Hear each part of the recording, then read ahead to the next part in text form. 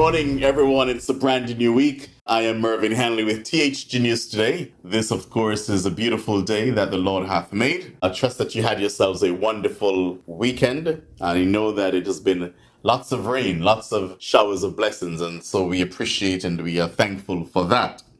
The news, of course, is brought to you the kind of compliments of Carl & Sons. We'll hear from Carl & Sons on St. Martin. And while we are on break, remember to subscribe to our YouTube channel so you do not miss anything on here that we have going on. Okay, so let us hear from Carl & Sons, and we'll be right back with THG News Today with Mervyn Hanley. Carl & Sons has delicious food to fit your lifestyle and go easy on your pockets. Carl & Sons, your number one spot for breads, pastries, cakes, sandwiches, breakfast, and lunch. Check out Carl & Sons today on Pondville and in Coal Bay. The holidays are here and so is the Christmas ham at Carl & Sons. Get your Christmas ham sandwiches or Johnny cakes this season. Add a choice of cheese or egg or have all three. You can't go wrong with either one. Follow them on Facebook and don't forget Fun Miles is your friend at Carl & Sons. We begin this morning with news out of St. Kitts and Nevis. Deputy Prime Minister and Minister of Education, the Honorable Dr. Jeffrey Hanley, during the second day of the 2024 budget debate on Friday, December 15th, announced the renaming of 2 schools on St. Kitts as a tribute to prominent figures in education and leadership. Here is the Honorable Minister with the announcement. That in 2024, 2 of our schools will bear new names. 2 of our schools will bear new names. The Irish Town Primary School, Madam Speaker, we are going to recognize some outstanding education stalwarts. And I want to thank the Irish Town Primary School alumni who for many years have been advocating for this. They have all of the information, all of the questionnaires that were done, the various recommendations. And it is my pleasure, Madam Speaker, to share with us that the favorable name for the Irish Town Primary School will be named after former principal Maisie Halliday and another stalwart, Sylvia Smith, who is going to be 92, I think, next year, God's spare, and who still is functioning. And after her tenure in education, she continued invigilating for many years. So the Irish Town Primary School will be renamed Halliday Smith Primary School. And the other name change that we will have, Madam Speaker, for next year, 2024, is that the Sadler's Secondary School will also be renamed. And the Sadler's Secondary School will carry the name of the Dr. Denzel Welling Douglas Secondary School.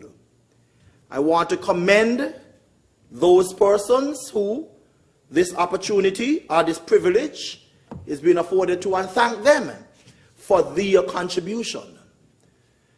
It was Dr. Douglas, under his tenure, who pioneered that school with the vision of it being a trade school, but somewhere along the line, it shifted.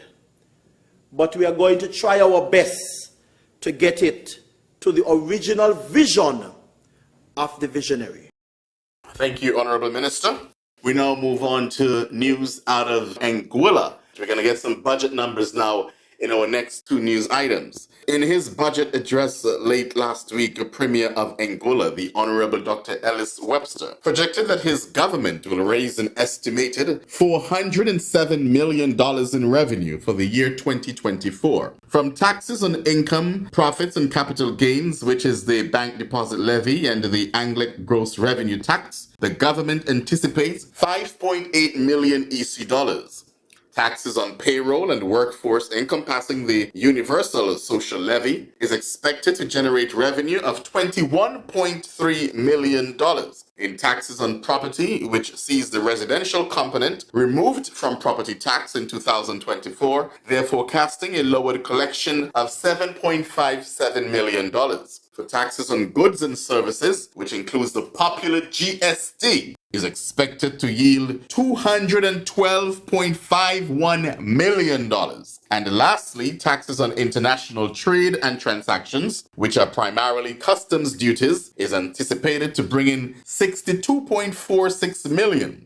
The forecasted revenue from gains and receipts of approximately $2.98 million from the European Union in support of the regional program that they have there, the EDF 11, supporting ongoing projects in the areas of sustainable energy, marine biodiversity, and resilience. Now, the government of Anguilla, they are also pleased to announce to the general public that a total of 6,015 accounts classed as domestic customers will automatically receive credits to their electricity accounts of $500. Account holders are reminded that this is an automatic payment which will be reflected on your accounts no later than January 10th, 2024. That is something great for the people of Anguilla.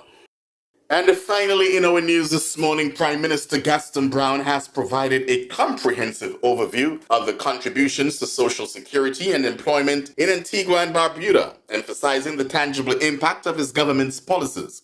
According to Prime Minister Browne, figures from the Antigua and Barbuda Social Security Board for January to September 2023 reveal a significant improvement in employment numbers and income growth.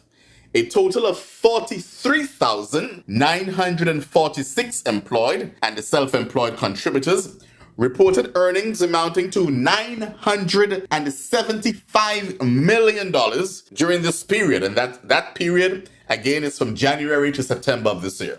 $975 million. The Prime Minister highlighted the stability of the labor market and robust economic growth as key factors contributing to a noteworthy increase in contribution income to the Social Security Board. From January to October 2023, there was a remarkable $15.4 million, or a 12% increase compared to the same period in 2019. Prime Minister Browne attributed this surge to the success of his government's policies in fostering economic recovery. The Prime Minister called for the collective commitment of the nation to a future where every citizen thrives. He urged citizens to view these positive trends not only as a testament to the strength of the nation, but also as an inspiration to uphold a shared vision for prosperity. So good stuff there happening on Antigua and Barbuda. And I know that he announced payments, salaries, back pay for civil servants. Yes, the ABSD, that tax, they have increased it up to 17%. But it's not going to necessarily affect grocery items and all that kind of stuff. So you're going to be fine there, right? But all in all, it was a very progressive and fruitful, in a way, to the people of Antigua and Barbuda as far as that budget is concerned, presented by Prime Minister Gaston Browne. And I must say, I have spent the entire week last week and the week before that. And I've listened to the budget presentations in Grenada. I've listened to the budget presentation on St. Martin. I've listened to the budget presentation in Anguilla. I've listened to the budget presentation on St. Kitts. I've listened to what they're doing over there in Barbados. And all of these budget presentations, took time out and just listened. And all of them, they're having hope for the people. Progressive. They're moving forward, moving their countries forward. They're providing relief for the people of their country. And then I listened to the budget presentation on Nevis. As for me, personally, doom and gloom. Increase in water, increase in electricity, civil servants, no increments. You're not going to get this, you're not going to get that, no hirings. That's all you hear. It's all about tightening up and we can't do this. And then for Nevis, the debt is, what, 600 and something, almost 700 million? But hear this for Anguilla. Let me go back. Anguilla's debt, I have it right here. Put it on the screen, please. Thank you. Here it is. According to the Premier Webster, in 2020, Anguilla's debt, $493.16 million. In 2021, listen to this, 467.93 million. In 2022, 447.73 million. And you know what it is in 2023? 371.92 million. So here it is that the debt in Anguilla is going down. Down, down, down. While they continue to improve the lives of Anguillians. But on the island of Nevis, everything is going up, up, up, up, up, up, up, up, up. Anguilla did not have or did not receive over those years almost $600 million tax-free money that you did not have to pay back. That was money given to you. Almost 600 million. Anguilla did not have that. But yet still they were able over the last 3 years to bring their debt down from 493 million in 2020 to the end of 2023, 371.92 million. They're going down. And Nevis, almost 700 million. Just going up. Just going up. Anyway, it's Christmas and we ought to be. Let me just end this because you can get passionate when you speak about certain things that you see happening.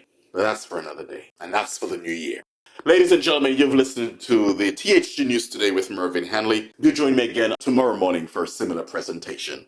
Have a good one.